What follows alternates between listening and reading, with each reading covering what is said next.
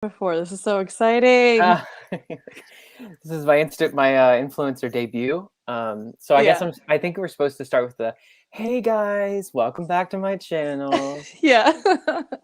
If you like this video, don't forget to subscribe Yeah, like and subscribe, everyone. and hit that notifications bell. That's me. Oh man.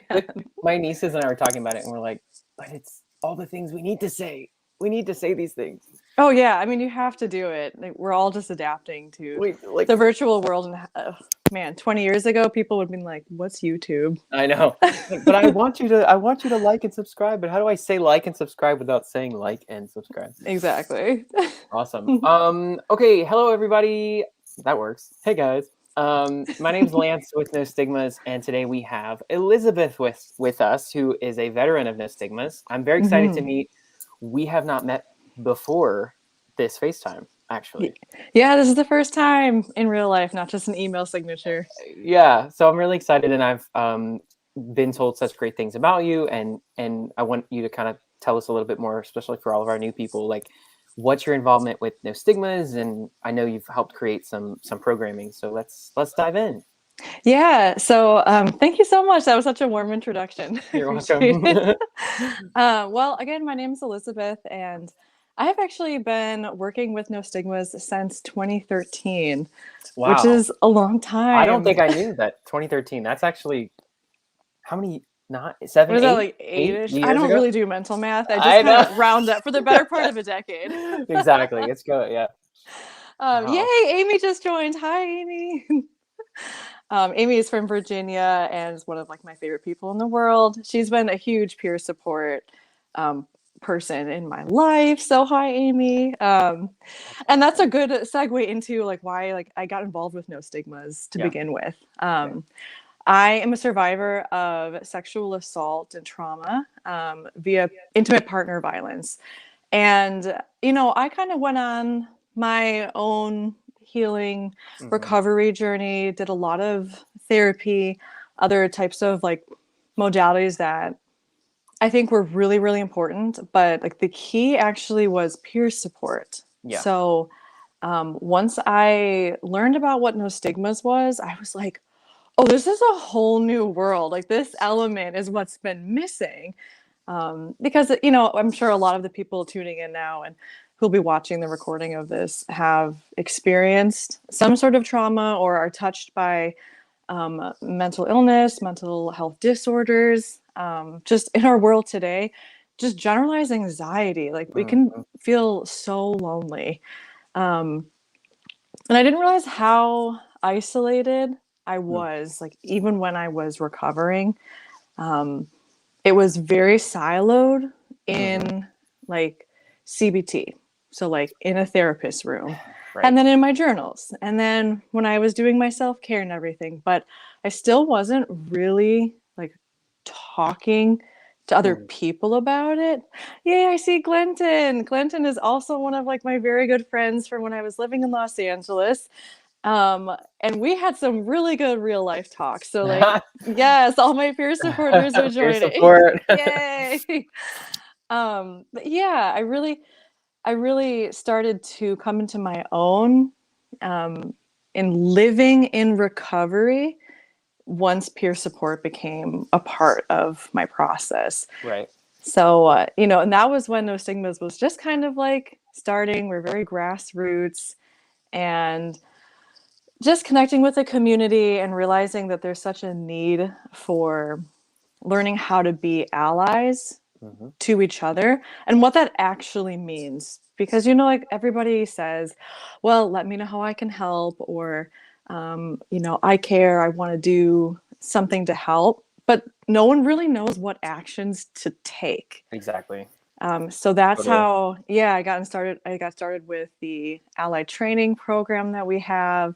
And that really blossomed into what I think No Stigmas has become today, which is like just a vehicle for having real talk about mental health issues and how to like destigmatize the way that we communicate about it. Yeah, So like that's kind of how I got started.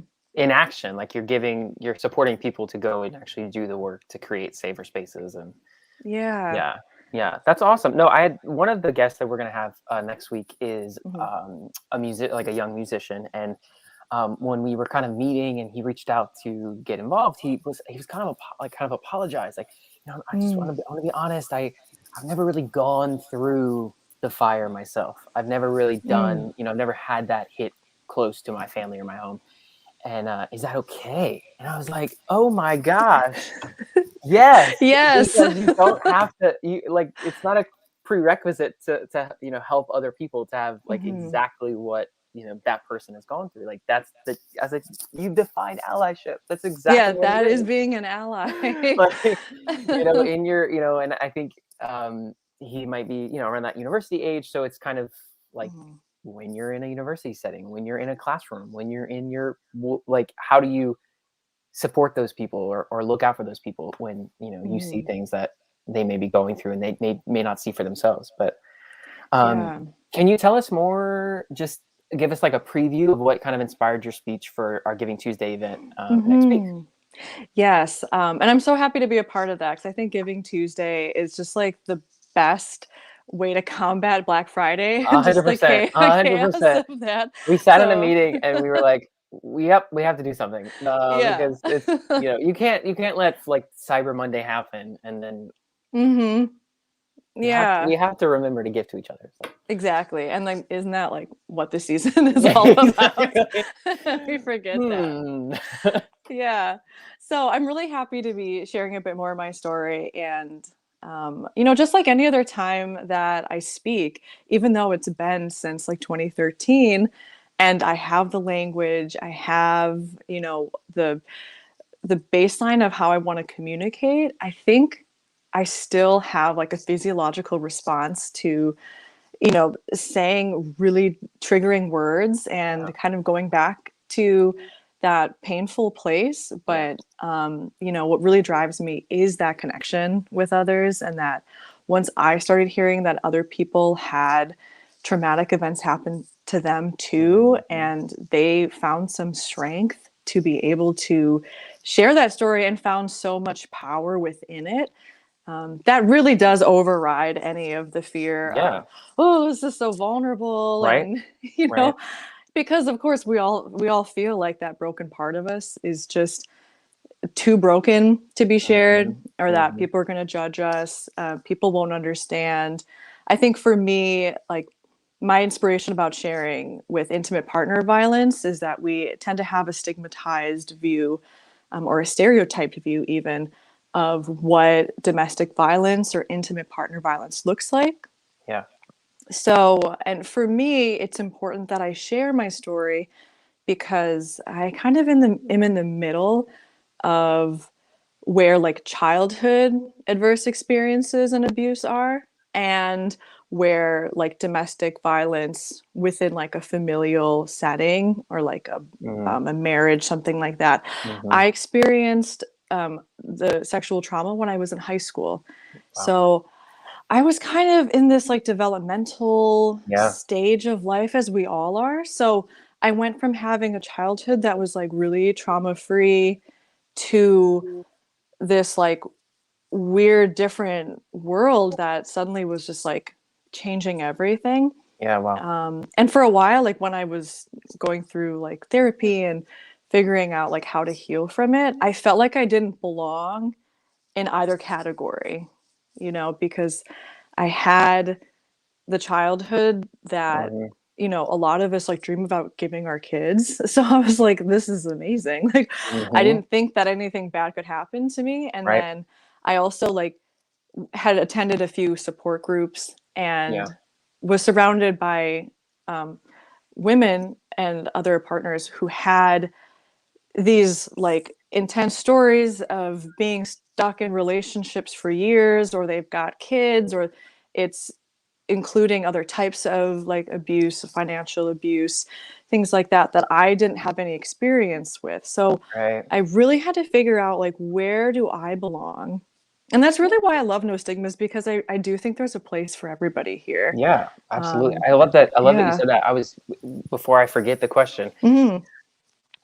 what do you think, and maybe this is in your speech, so I don't want to like That's give okay. it away. But what do you think it was if we like think of it like a Venn diagram and there's all these Mm, circles that overlap, like where do you think you found the place for you to between, like you mentioned, CBT, different self-care, journaling. Where did you find that like overlap that gave you the happy place that you could be in, mm. the place of healing, the place of strength? Like what was that overlap? Or was there a tool or a resource you Mm. used? Oh gosh, I mean, there are so many along the way. It's like you said, it really is this Venn diagram, and I think maybe it's fluid, where some days the like connector bit in the middle Yeah. of the circle was like, today is a self-care day. Like if you don't take care of yourself, nothing is It's going to gonna happen. happen. Exactly. Yeah, and then other days it's like the peer support aspect of it, connecting with others. I will say that like something I really took from therapy was I spent a long time trying to find a therapist who was a like specialist in sexual Oh, trauma and um, ultimately like this like CPTSD, like the complex post-traumatic stress disorder, right. that like I needed that diagnosis in order to start to unpack what that is, Mm-hmm. because I also felt like PTSD didn't really fit like what I was experiencing and the types of flashbacks and Yeah. triggers and stuff. So I found like anything that existed like in that little middle part would be like grounding techniques, Mm. a lot of like phrases and repetitions that I could repeat to myself to just like take me back to the moment. Right. um, and really it was just about like not in trying to intellectualize and to have a cerebral understanding of what I went through, because like the brain is so complex when it comes Mm-hmm. to trauma that I was getting stuck in my progress, Yeah. by just trying That's a to like great. understand it. Yeah. Yeah. We were kind of talking recently about like diagnosis, coming into a diagnosis or accepting a diagnosis or having a family member come into a diagnosis. Like, Mhm. did you find, in your whole life, have there ever been a diagnosis that did it help you, Mm. kind of like you mentioned that specialist, like knowing, okay, this is it. It's like almost like naming the ghost in the room, and then now you can go, Yes. put or naming the shadow in the room, and now you can turn the light on, that kind of thing. I Hmm. mean, did that for how was that for you? Like, was diagnosis acceptance, was that something you struggled with or something you valued? Yeah, I really value it, and I think because that like the intellectual side of my brain wants some sort of like tactile thing to say, okay, well, what are we working with? Having the CPTSD diagnosis really allowed me to recognize the complexity and the ongoing trauma that I experienced over like that 4 years. Um, because of course I wasn't feeling like I belonged with other people who were like similar to my age who had like trigger warning, I'm going to use words that are involved in intimate partner violence and assault, but like I didn't have like a stranger rape, I didn't have a single one time traumatic sexual event. It was on a consistent basis under like a lot of different types of grooming, and just it was not a consent based relationship at all. So I felt like I couldn't connect with those people Mm-hmm. who were more apt to be sharing their story at that time.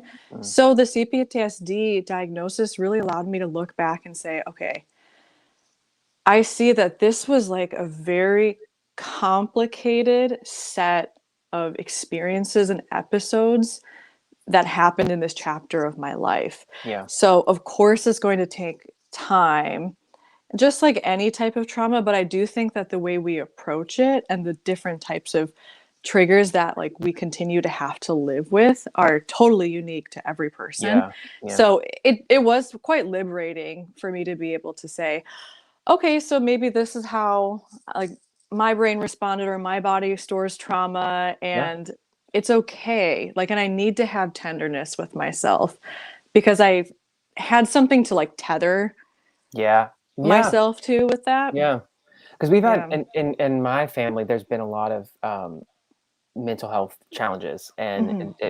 very much both sides, and many people. And it's interesting because I'm listening to you talk about trauma, and I'm reminded of people in my own family who rejected diagnoses, who Mm-hmm. said, nope, that's not what I have, that's not what I went through, that's not me. And I think it's that Yeah. pride of like not accepting that, and then Hmm. the aftermath of addiction, and of alcohol abuse and substance abuse that came with trying to self-medicate. And so Yeah. I can totally understand that liberation aspect, because I have seen people who in my family who have accepted it, and it may not be medication, that may not be the road for them. Right. You know what I mean? It doesn't Hmm. necessarily translate to that, but just like you said, like it grounds you, it kind of lets you know, okay, and it's affirming, like this is what, I'm not by myself. Like Hmm. if there's a label, if it's in a medical book somewhere, surely it's a thing. Yeah. I did it. I'm not all by myself on an island. What do you think is a stigma of the word, or a misconception of the word trauma? Like whenever people say Mm. that word, or traumatic, or what do you think is something that you would hope people understand, about trauma? I think generally, like, and it's starting to change. So the Yeah. conversation is changing, which is great. But when I first started sharing my story, like in, 2013, really 2014, 2015 was when I was like, here's what actually went down. I was speaking in, kind of coded language before. Right. But once I, could open up and say, like, I'm a survivor of trauma, or I live with PTSD, a lot of people would ask me, oh, like, where did you serve? Mm. Or, oh, honey, did you get into a car accident? Mm. And I feel like the stigma is that, like, it's, it was It couldn't something, possibly yeah, it couldn't be anything possibly else. be Yeah. anything else. Right. Yeah. So, Right. and then of course, then if I share, well, I'm a survivor of rape, Mm. then we all know the whole thing. Well, what were you wearing? Was it at a party, Oh or were you in man. college, or you know, it starts all those the conversation where you start as the like victim, the survivor. You Survivor. feel Yeah. like you're kind of put on the defensive to have to validate your own experience. So I think within that, it is loaded with Yeah. so many different stigmas and just misunderstandings of how wide that spectrum of trauma Right. really is. Right. And even within that, what you were able to do about that trauma can impact whether or not it's within a month, then your Mhm. symptoms are gone. Like I read a recent study that if you were able to take action, like for instance in like a natural disaster, if you Mhm. were able to help with like saving or rescuing or getting out, if you were able to do something, your statistically they said that those survivors had an easier time transitioning out of those symptoms versus people who were like maybe trapped or Ah. were injured and unable to take action, or they saw other people suffering and they couldn't do anything about it. Right. So, I mean, if you just take that and you assign it to like any other type of trauma, you can recognize this is a huge spectrum. There are so many factors at play. We Right. tend to distill things down Mhm. as humans and in society. So, like, that's where I think stigmas really come from. Yeah, but that's the fine line, because you know 5 minutes ago we were talking, we just mentioned like the Hmm. diagnosis and how the helpful Hmm. that box, checking that box means, but then there's so many great areas and nuances even inside that. Oh, yeah. It's so interesting. So what made, whenever you started having that moment in 2014, 15 of like, oh, this is what really happened, what was the catalyst for you? What made you, even before that, what made you start speaking even in a coded language about Mm. your experiences? Oh my gosh, I was just so vulnerable. I felt like I didn't have answers when someone asks, like, well, why did you stay in an abusive relationship? We always wonder that, like, how could someone who's like being hurt to the point of Mm. being in a hospital, like, how could you stay? How could you go back? Or how could you turn away the police? Which at one point I did. It's like, what happens in your brain? Um, so I was terrified of those Yeah. questions. And felt like I had to really like gracefully handle them. And eventually I started to have and more conversations where I could just speak to being uncomfortable or not having an answer. Yeah. And just strangely enough, that's when I had the most life-changing conversations about things, because everybody then can take a step down from our egos or our Yeah. pride or whatever, feeling like we have to have our shit together. And it's like Right. a lot of us just don't. We don't all the time, that's for sure. Right. So yeah, the catalyst really was realizing that these real talk conversations are Hmm. exactly what we need to have. Yeah. And it was really Absolutely. liberating to start doing that and to allow people to support me. It really did make it real. I Mm. think there was a part of me that was still kind of dissociating from it or being like, well, that was then and this is now. Right. But Did mhm, you find that there was a lot of times people that I've started to interview or talk with have said like, I'm so grateful I had this person. They really saw me. They really pulled me out of it. They really kept me from doing something that I would regret. Was there mhm, a person, or was there an aha moment that Jake likes to say? Was there an aha moment? mhm. Was there a person or a moment that made you, even going back into even that period of your life? Was there something that Mm. kind of was a catalyst to make changes, or then to speak about it? Mm.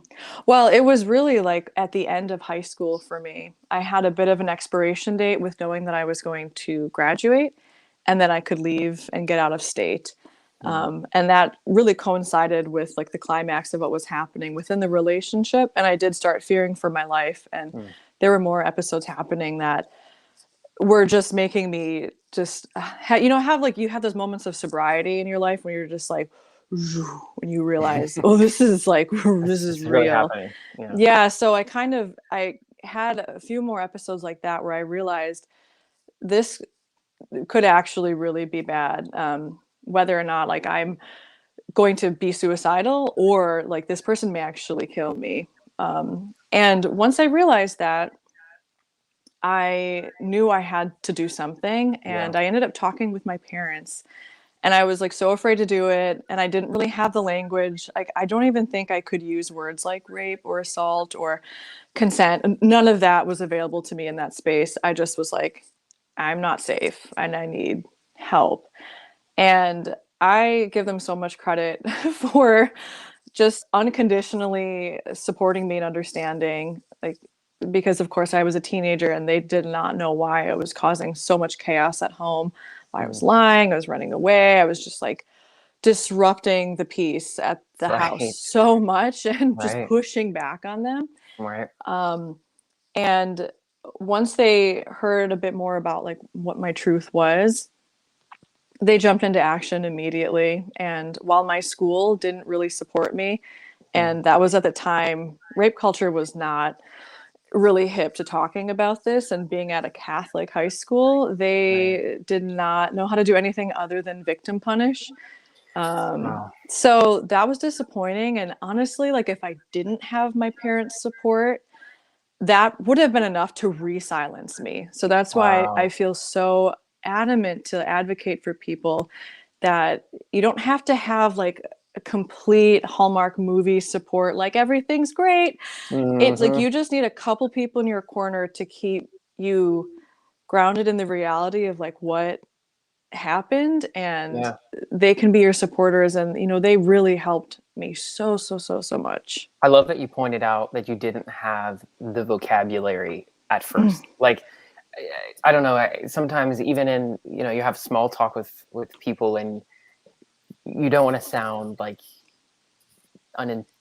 intelligent, or you don't want to yeah. sound like you're not making sense, or it's that you want to have all the right answers before you present something that Hmm. is going to be heavy, or is going to be tough to talk about. So I want to make sure I have my Yes. toolkit, I have all my I have my Webster's dictionary, and I know Hmm. exactly what I'm going to say. And Yeah. it's that I know I'm that I get in my head, and so I will like hold back from just blah, because I'm like, I Same. have to figure out everything I'm going to say.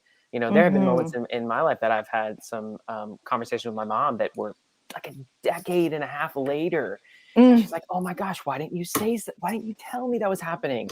I would have Yeah. saved you." It's like, I don't know. I don't think I thought I was perfect enough to talk about it. You know what I mean? I don't think I was putting that pressure to have all the answers. So I love that you brought up the vocabulary and reminding people that it's okay to come out and just say, like you said, like, I don't feel safe, and start there. Yeah.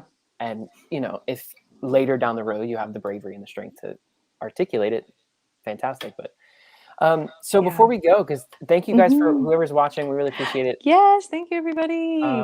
This will be all up on our channel, so watch it at your leisure.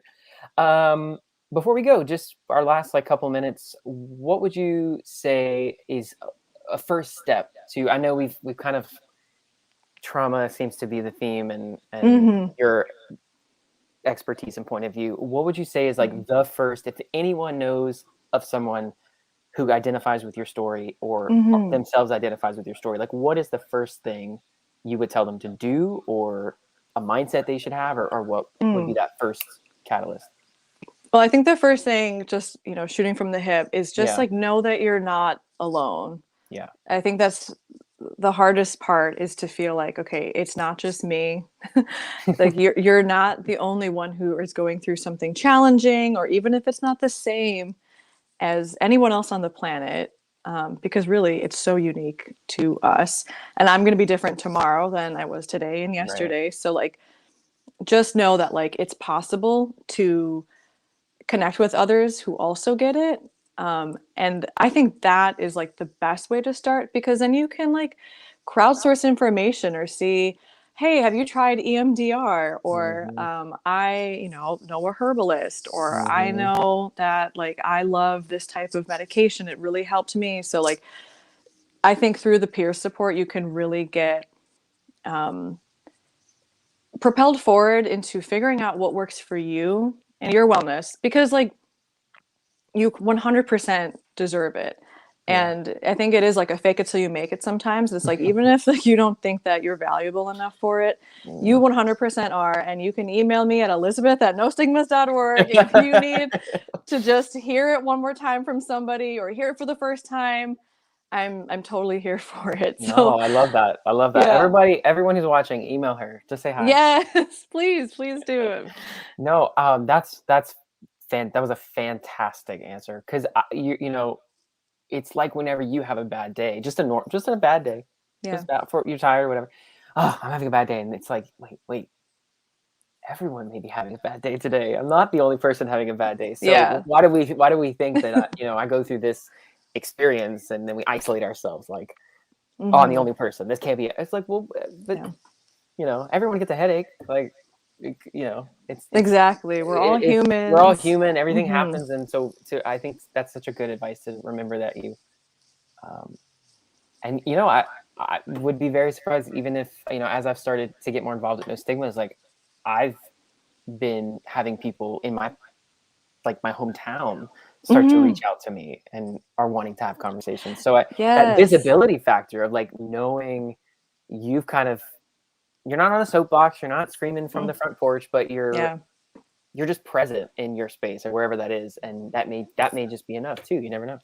Yeah. You help yourself, and then you may be in a way helping people around you. So awesome. Yeah. And that's a Yeah. beautiful thing. That's a beautiful thing. Yeah. Well, thank you guys for watching. We're going to sign off, but don't forget to tune into our Giving Tuesday virtual telethon. Jake will be live hosting it. Elizabeth is a speaker for it.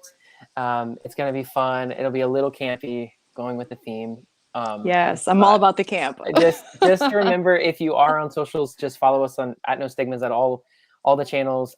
We'll be streaming to Facebook, Twitter, YouTube, and LinkedIn. And then that night we'll repost it on Instagram, so everyone can watch it. And then donate if your heart wants. If not, we're just showing up to make sure you remember that you are loved and you are enough, and there are people who care about you. So please watch and support. Elizabeth, thank you so much for coming on the live. I really appreciate it. And again, we had never met, so this was great. an icebreaker for us and an icebreaker for everyone. So it was awesome. I can't wait to hear your speech. And there are lots of things Elizabeth has contributed to on the YouTube channel and the Ally Training Program. So if you want to hear more from her, you can Google her. Yes, please do. Oh, good. I'm so Awesome. glad I was able to hop on today. Yeah, it was fantastic. Well, Elizabeth, thank you so much, and have a great holiday week going into the holiday season. Yes, you as well. Thank Please be you. safe and well, and everyone listening, thank you so much. All right, bye everybody. Bye, Elizabeth. Bye.